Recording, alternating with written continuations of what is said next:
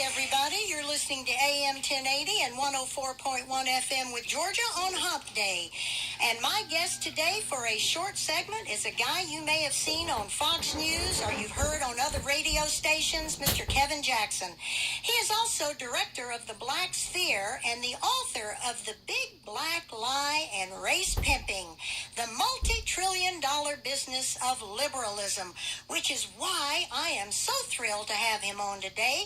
I am such a big fan of Kevin's, and I want to welcome you to KSCO, Kevin. I'm a big fan of yours. I'm glad to be on with you. Well, thank you.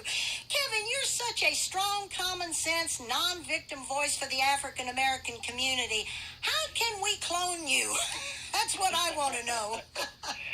Well, it's funny. So first of all, I don't go by the title of African-American. I think I'm black. All right. Yeah, I'm an American. What I love really about you. I care about. Yeah. So, but I'll give you a quick story. So I grew up in the country. I was raised on a 25,000-acre cattle ranch. And what I learned is that the people that owned it were this very wealthy family of Republicans, and they were the salt of the earth. These people treated me with respect from the moment they saw me. They never patronized me. They didn't make me feel like I was a child. They treated me like a responsible little human being, and we enjoyed each other. My grandmother happened to be best friends with the lady that owned the place, and she worked for her best friend. Wow. And so what I noticed, and growing up in this little town in Texas, the South, was that nobody cared about color because my grandmother ran everything for this lady, and she bought all the stuff for the ranch and things like that, and they were rarely there. They were there maybe 4 times a year. So people thought my family owned it because my grandmother could go buy $20,000 worth of stuff and say, just sign for it. My. Yeah, so they thought we were rich when we were really poor. And long story short, these people treated us like, we were rock stars. They didn't care what color we were. My grandmother was there. When my grandmother walked into your store, you knew you could start ringing the dinner bell because, man, she was going to give you she's going to make it rain. So what I learned was that people didn't care about color. Mm-hmm. I learned that lesson very early. But here's the bigger part. The people that owned all that stuff, who had access to it all, were very loving and giving, and they treated us like family. And as much as I would hear people tell me white people were this or that, I was like, y'all are crazy. White people are nice, and they do things for you. So here's my point. Every one of you people listening to this program that is a white person, you are having interactions with blacks, and they want to think a certain way about you. They're being told that. I never bought into it. There was no way you could tell me that white people were evil when they were giving me mini bikes and taking me to Africa with them. I was like, yeah, okay, well, they can be as evil as they want to be. But at the end of the day, when you see these people and they try to make you, evil, they want to make you evil because they want to believe that somebody's told them that, and you just show your true humanity to them, they can't keep it up. And even better yet, I ask many of black, what I call them these ethnocentric black racists. I always say to them, let me ask you a question. When you really needed something in your life, who helped you? What was the color of the person who helped you? And they all go, white. I go, yeah, white. And I go, and by the way, when you were taken advantage of in your life, who was it that did it? What was the color of the person? And they look at me like I'm crazy, and I go, the answer is black. Wow. It was probably somebody black, and it was probably somebody in your family. So I could tell you story after story, Georgia, of person of color down on his luck, and a white person comes along and says, let me give you a job. Let me help bail you out, make that car payment. Let me go get your car out of hock or whatever. And then the person who got him into trouble was not only black, but was probably somebody they loved and trusted. So when you start breaking these things down to people, they're like, whoa. And that's what I just tell people, be who you are. Don't let these people get to you. And they eventually find their humanity. Kevin, this is one of the many reasons that I have such admiration for you and your straight talk and your truth-telling. But do you get a lot of backlash from your own people, your black people, because of the way you just talked? Yeah, well, okay, so the short answer is I do, but I don't really, people measure, they're like, Kevin, you get how much, how many death threats, and I used to, I get about 2 death threats a week, and then, of course, everybody wants to kick my butt. That's about 3 times a day. You know, I don't keep up with that because I don't really care. And I don't think of it as my people. In fact, what's funny is I'll get white people that'll write to me and tell me, you're a disgrace to your race. And I go, well, then aren't you too? Because you're writing to me. You know? Right. But it cracks me up that somebody would actually have the nerve to tell me I'm a disgrace to what? I go, I'm a disgrace to what? Humans? Look, I've raised 4 amazing sons, and I'm proud to be the son-in-laws, you know, be the son-in-laws to eventually to some amazing young ladies, to their fathers. I can tell you my kids are going to be respectful in your family and the whole deal, and there's a reason for that. It's because I raised them right. I didn't raise them to look at color and all these other things. Now, to your question, yes, people write to me. I want to kick your butt. First, they want to kick my butt. And then I tell them, first of all, you can't. Don't even try it. And here's the deal. I tell everybody, I live in the hood. It isn't like people don't know what I look like. I'm on Fox, and I go to the airports. You've had plenty of opportunities to kick my butt, and you want to know why they've never tried? Because I'm a trained fighter, and I will break your neck. That's why. I'm not going to play with you. I'm a warrior. And that's the reason. So the second part of it is they want to hurt me. I always say why. Let me ask you why. So you want to hurt me why? Because I didn't vote for Obama. So if I want to eat steak and you want to eat chicken one night, do you want to hurt me then? Is it only politics that makes you want to hurt me? What if I like a girl and you like a different girl? Do you want to hurt me then? What is it that drives you to want to hurt me because I have a different opinion? Because I'm a grown man. And I'm entitled to have my opinion. And then I'll usually say something like, look, I'm going to eat Chinese tonight. Is that okay with you? Or is that going to make me Chinese? Don't try to tell me what to do because I'm a grown man. And it really bugs them because I have conviction. You're your own man, Kevin. Yeah. Well, Kevin, in the black sphere, you said that ignorant black liberals who want to vote for a Democrat showcases the same ignorance as Democrats who are the most vile, repugnant human beings on the planet. And then you printed a note that you'd received from another black American congratulating the black people of America for voting for their own destruction. Yeah. Unbelievable, Kevin. I love your voice is what I want you to know. Really? Well, I appreciate that. You know, look, it's making sense. To be honest with you, I didn't say anything that people don't. People ask me all the time, why do blacks vote for Democrats? I don't have an answer for you other than to say it's abject ignorance. It's voting for your oppressor. You know, it would be like a battered woman trying to nominate her husband as husband of the year. Right? Same difference. Why would you do it? So I just tell people it's abject ignorance. And people get mad at me because they're mad. And here's what it is, I think. They're mad that I won't become part of their ignorance. See, when people do stupid things, they don't like to be called out on it. And if you're doing something stupid with them, well, then none of us can point the finger. But if I'm not doing something stupid and you are, then now you want to tell me I'm sanctimonious, I'm holier than thou. No, I'm just not stupid. So I'm not going to do those things. I've learned right from wrong. I don't look at it based on color. I don't look at it based on religion. I don't look at it based on any of these things.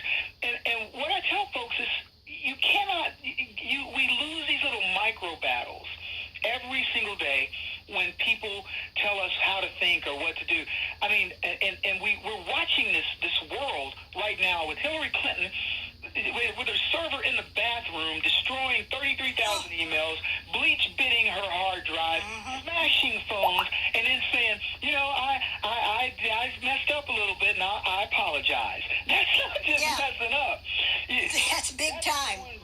Yeah, that's big time. That's indictment stuff, Kevin. Exactly. People go to prison for it. But it's become the norm. When somebody says Black Lives Matter and you say all lives matter, then they're like, well, that's racist. Well, hold on a minute. What do you mean? How could that possibly be racist? That's idiotic. Then when these guys go kill cops and you call them a hate group, we're not a hate group, we're a love group.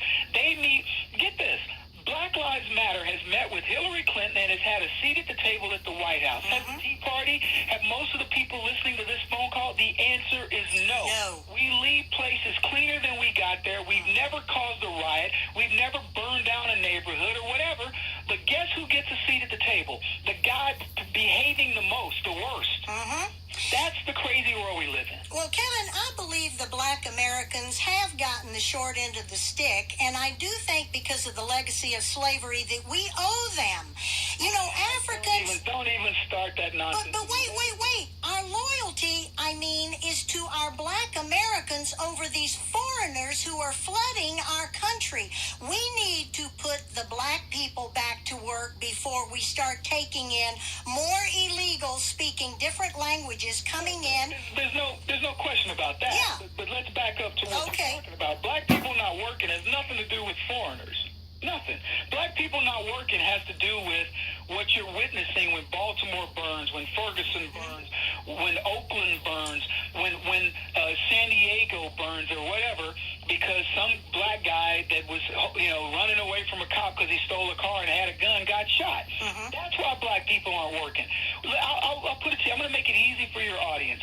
If you know that by hiring 15 or 20 black folks, that if a cop gets shot, if a cop shoots a black guy, your black employees might riot or do something silly. Do you want a bunch of black employees that are talking about how what you're not doing to recognize the problem in society and all that, as opposed to just showing their butts up to work and working? Yeah. I'm going to tell you right now, as a black guy, I wouldn't hire black people. I would hire white men, because white men can't do anything except do what I tell them to do. All right, well, what about we put these young black unemployed men, and some have criminal records, to build the wall, to build our roads, our bridges? I don't have a problem with putting these kids to work. But until we solve the problem culturally that makes them go off at the... See, we go from zero to angry. Black liberals don't have any range of emotions. They can't get frustrated or be a little disappointed or whatever. They go from zero to angry, and they don't even have to have the facts. And so that's too volatile for somebody to say, I'm going to take that chance on hiring these young men to come work for me in any capacity. So until you fix that problem, and let me tell you how you fix it. Barack Obama could have said, you know what, at the first instance where this type of thing occurred, he could say, look, I know you guys think you got a black president here and that I only represent you. I represent the entire country. And I'll be doggone if you're going to burn up cities where hard-earned money is put in play by people who get up every morning and go to work and do what they need to do, and you want to do this over nonsense until we have a justice system that will figure this out. And so I'm telling you right now, I'll send in the National Guard, and if I need to, I'll send in the military. But you will get your act together. Now, if he'd ever said that, we wouldn't even be dealing with any of these things that we've been dealing with if he had said it in Ferguson. Absolutely, Kevin. So that's the problem. And when you fix that, then you can start solving the problem of black employment, because people will trust that blacks are not going to go crazy on their jobs. And I don't mean like going postal. I'm saying just, mad and not wanting to show up and all the things that EEOC and affirmative action have created to make employers not want to employ us.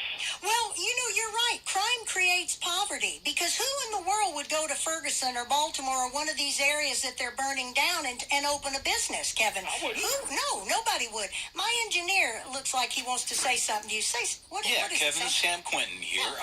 Great to hear your voice. I had what I thought was an interesting question for you, which is, what do you think of the Colin Kaepernick protest situation on the NFL stage? Great question. Totally stupid question. No, I'm kidding. Thank you very much. The only reason why I said it is because you go, I have an interesting question. Well, I'll be the judge of that. Okay. Colin Kaepernick. Look, it's a joke. It's a joke. This is you can't even make that a bigger joke. I'm a comedian. I would use Kaepernick to open shows, because this is a kid who's half black and half Italian. His daddy runs off from him, and so he gets adopted by Kaepernicks. This is a dude with an afro with the name Kaepernick, okay? So here's a black kid getting adopted by a white family, living in, I would think, is a kind of an upper middle class upbringing. Very much, Getting yes. everything he wants so that he could, be a good athlete. He becomes a good athlete. He has no experience with any of the things that he is talking about. He's not been pulled over by a cop been harassed. He hasn't been arrested for the wrong thing or shot at or anything else. He's lived in the suburbs his whole life. He has no frame of reference, but anecdotally he knows of these things going on. So he wants to be part of that experience and be down with black people because he's missed that part of his culture. Why? Because Daddy ran off, and now he wants to blame America for his problems and doesn't want to stand for the very people who give him the freedom to play a sport and make millions of dollars. It is so wrong on so many levels, and nobody has the guts to say it. And they're like, "Oh well, it's his right to say it." Yeah, doggone right it is. It's his right to do that, but it's also your right to be mad at him and to say you're an idiot for doing it. Yeah, and you said the magic words. Daddy ran off. That's right. How do we fix this cultural thing, Kevin? How do we fix it? Is it through education? What is it? How do we get the blacks off of the dependency of the government? Yeah, not this education system. It fixes nothing. But if you want to fix it, then you really gotta get liberalism out of the way. You have to stop. I tell people all the time, look, I grew up poor, and I knew what it was. I was in the worst situation you could be in. I watched very, very wealthy people, how they lived, what they wore, how they talked, what they drove, and I had none of it. But I saw it every day, and it inspired me. I didn't think of myself as a victim. I went, geez, every rich person that came to that ranch to visit that wealthy family, I'd say, "Sir, what do you do for a living?"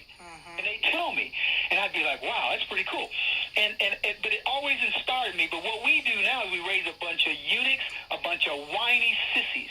Black people used to be the strongest people on the planet. We were the most trusted people in a job. We were the hardest working. You name it. We were it. Now we're the biggest babies, the biggest whiners on the planet because that's what they've made us. And they want us, the liberals want us whining and keeping our hands out for more because that keeps us from getting ahead. I say, and this is what I told my kids, you will have the mind of a Navy SEAL when you leave my house. There will be nothing you feel like you cannot accomplish if you put your mind to it. And that's the way I raise my kids. And we have to stop allowing blacks to be victims. That's why I cut you off when you told me, but Kevin, with this whole immigration thing, yes, immigrants